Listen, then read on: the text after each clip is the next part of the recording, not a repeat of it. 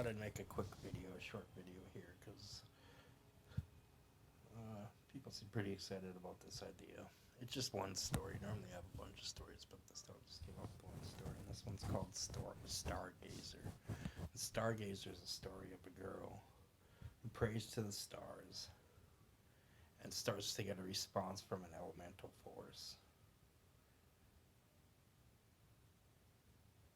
who tasks her, who gives her messages and ends up tasking her stargazing abilities, her abilities to gaze into the stars through giving her messages to discover an intergalactic empire in the stars who's light years away.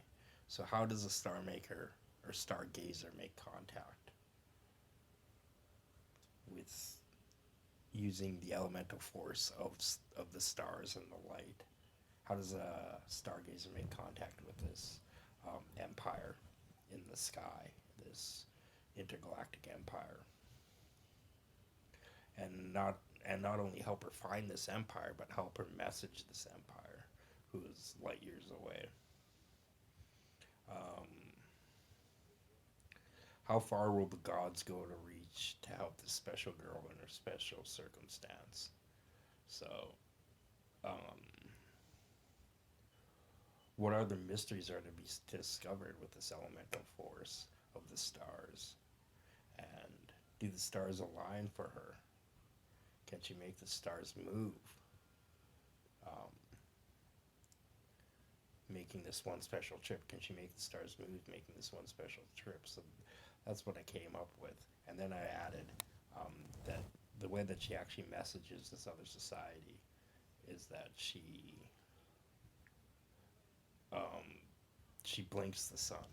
So what she's able to do, she's able to blink the light, she's able to blink the sun, and then she blinks it twice.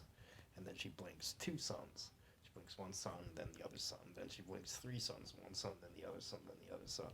And slowly but surely, she gets after she's gotten the attention, like the spiritual attention of this other empire.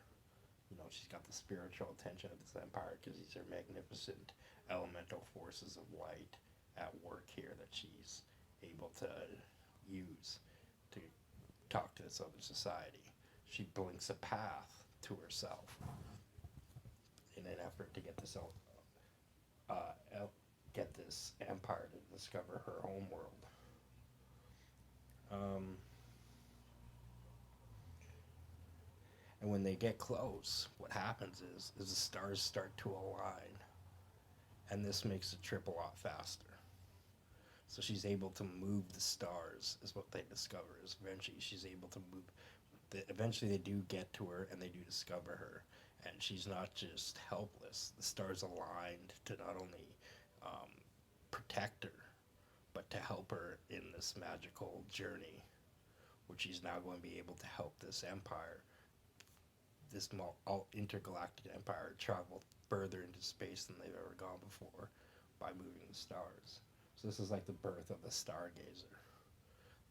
How the stargazer first gets into space and gets discovered in space, and how she uses this elemental force.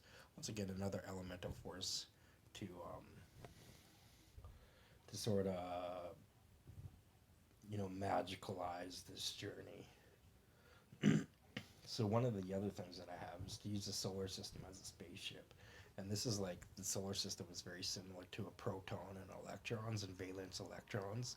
So valence electrons in the chemical reaction are the electrons that travel, are the ones that get shared, are the ones that leave the solar system and go travel through space, so to speak, and end up in a different solar system.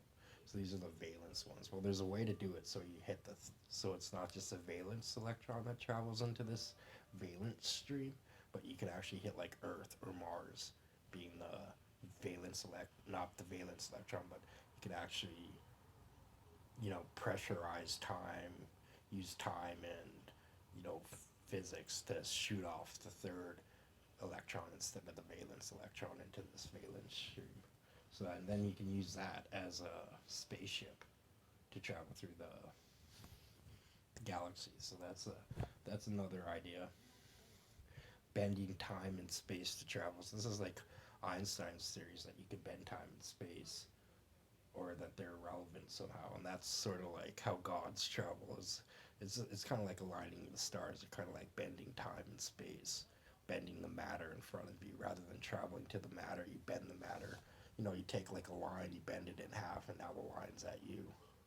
Now the end of the line's at you, right? You don't have to travel anywhere, right? If you bend a line in half, it's going to come back to you, right? So you bend time and space and you travel through space, right? Um,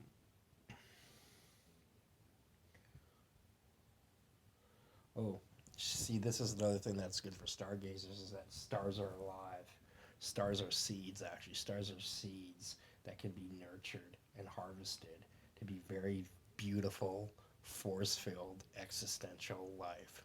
So it's not a life. It's not life. It's different than life, but it's alive. You know, it's still got a soul. It's still got a being. It's still got a. It's like a beautiful flower of forces, right? So, so you can talk to the stars, right? Essentially, that's what it is. That you can talk to the stars, and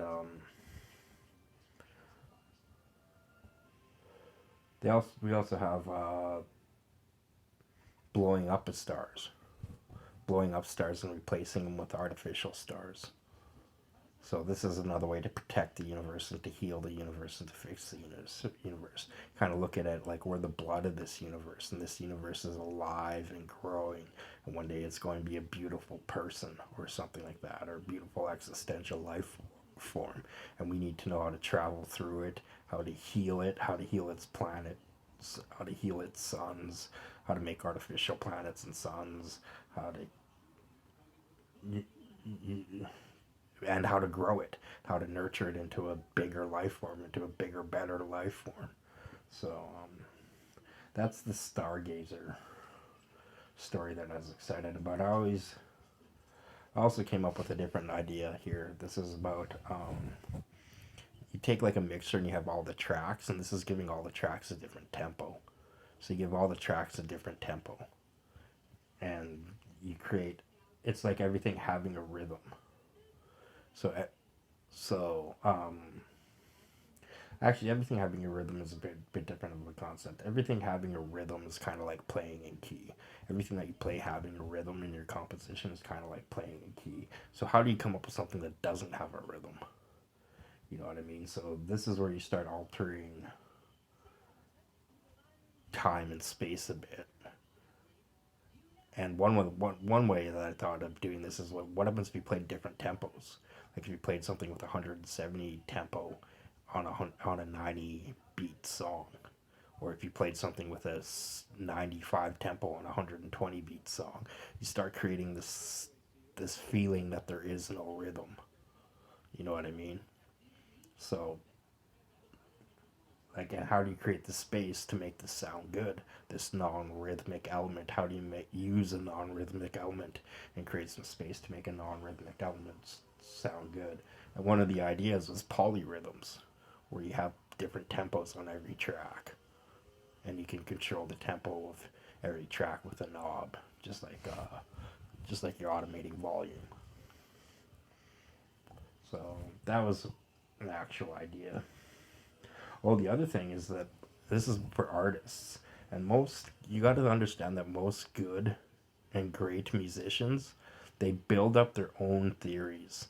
They build up their own musical theories as to why two notes sound good, or three or four notes sound good together, or why these three notes sound good together, or why these two notes sound good together, or why these two sounds sound good together, or why these collection of sounds sound great together. You build up your own theories, and one of the things about not learning music theory is it allows you to build up your own theories as to why notes sound good together.